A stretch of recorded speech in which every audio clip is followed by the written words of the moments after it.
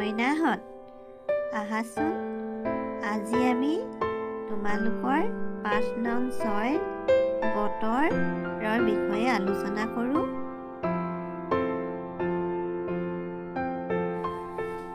মইনাহঁত, তোমালোকে জানানে আমাৰ চাৰিওফালে বায়ুৱে আৱৰি আছে।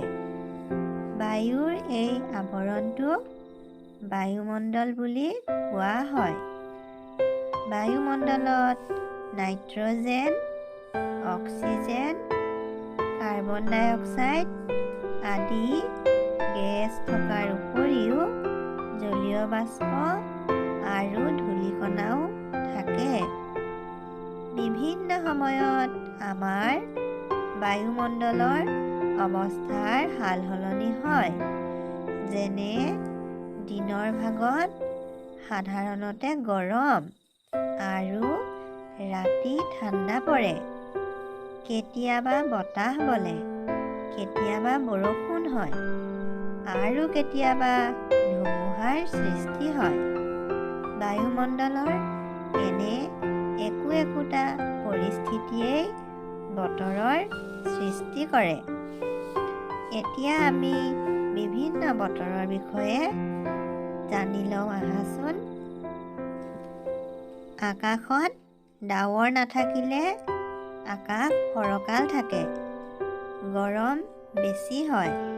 সূৰ্যৰ পোহৰৰ বাবে বস্তুবোৰ উজ্জ্বল দেখি। এনেকুৱা বতৰকেই ফৰকাল বতৰ বুলি কোৱা হয়। আকৌ কেতিয়াবা আকাশ ডাৱৰেৰে ঢাক খাই থাকে।